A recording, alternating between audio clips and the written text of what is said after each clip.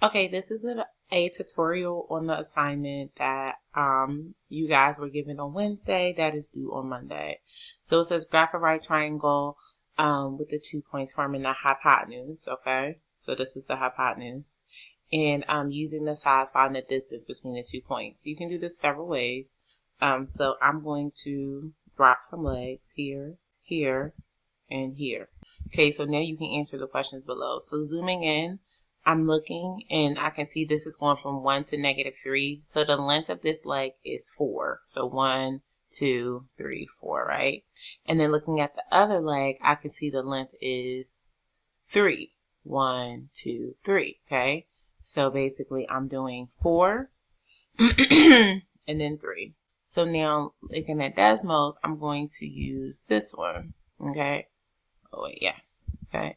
So I'm going to share this with you guys on Canvas so that you can use this graph, but this is going to be like 3 squared plus 4 squared.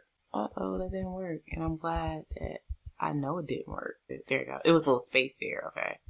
Let me move this over. Maybe I just use an X.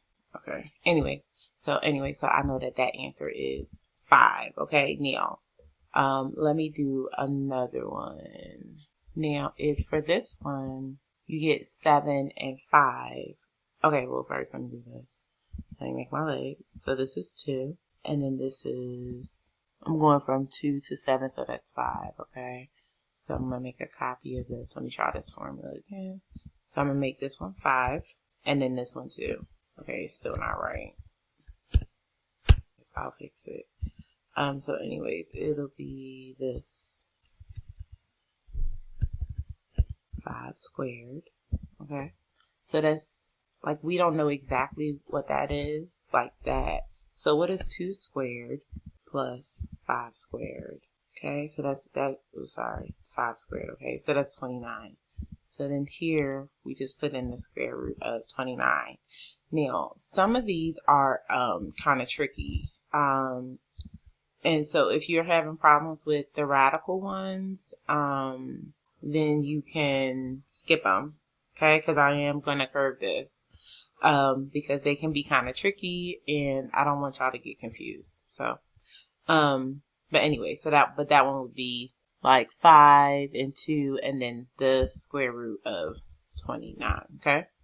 Moving on, Pythagorean rounding. This is kind of like what we're used to in class. So we got this here and this here. So the distance is between -4 and 1, so that's 5.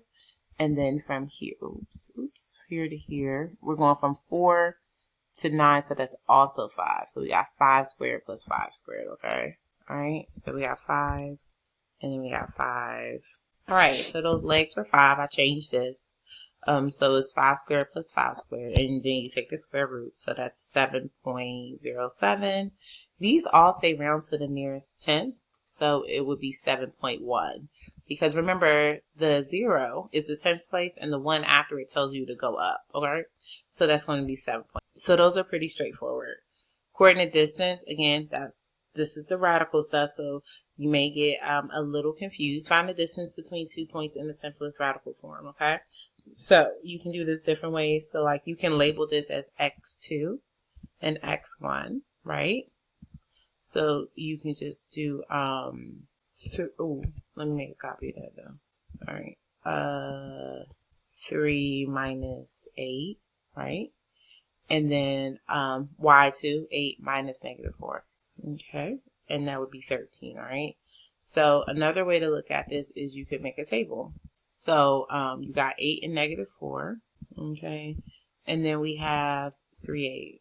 Okay, so if I'm going from 8 to 3, where is this at on here? Okay, and then I can hold this down and turn on the line, okay? So I know that this is a problem that I'm talking about right here.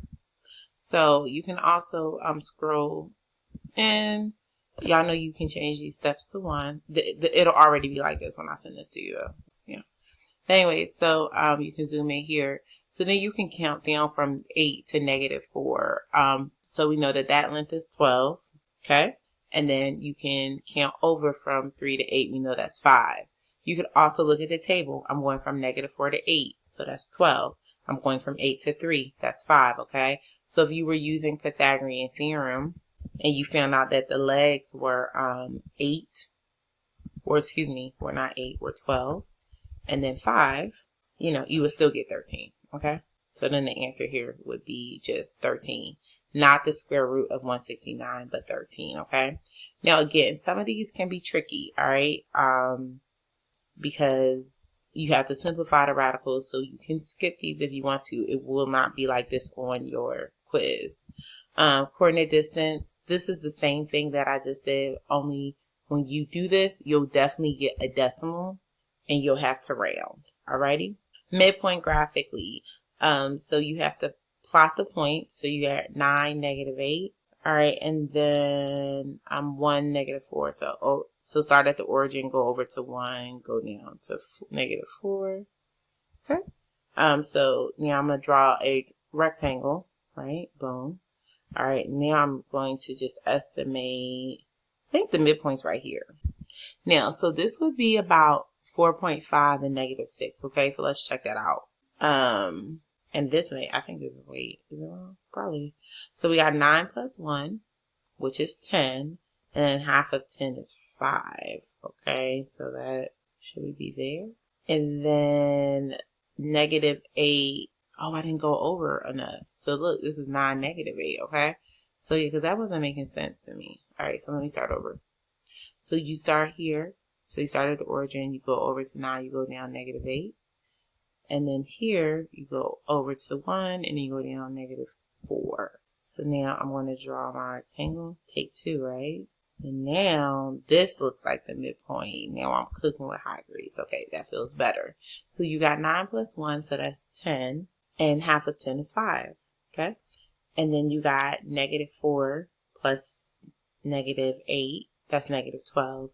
And half of -12 is -6, okay? Now, you don't have to do that, okay?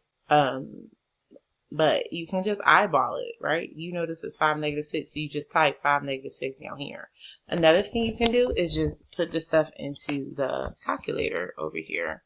So I'm going to make a copy of a midpoint one, right? And then I'm just going to add my x's together. My x's are 9 and 1. So 9 and 1, and then I think it's -8, -8, and -4. Okay, and you get that 5, 6. All right.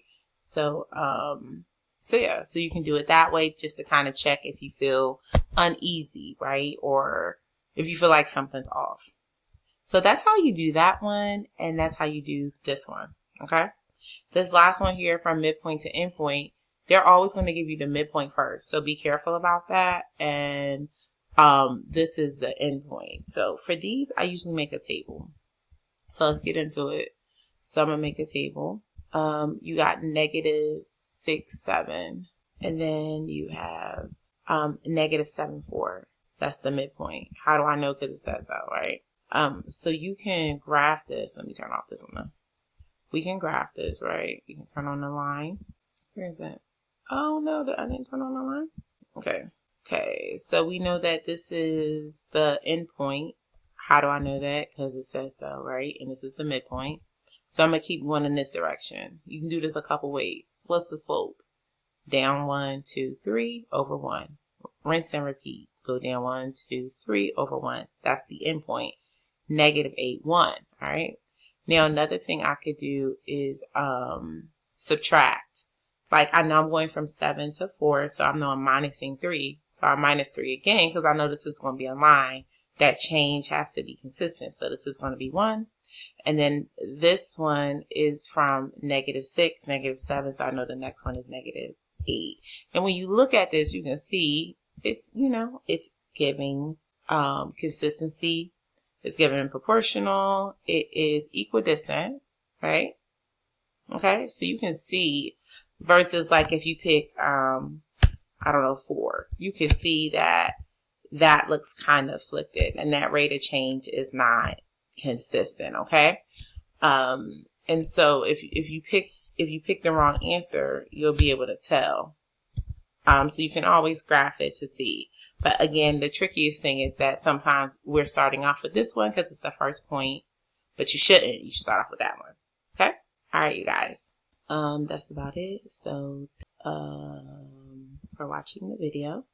And if you have any questions, let me know. Good luck on your test.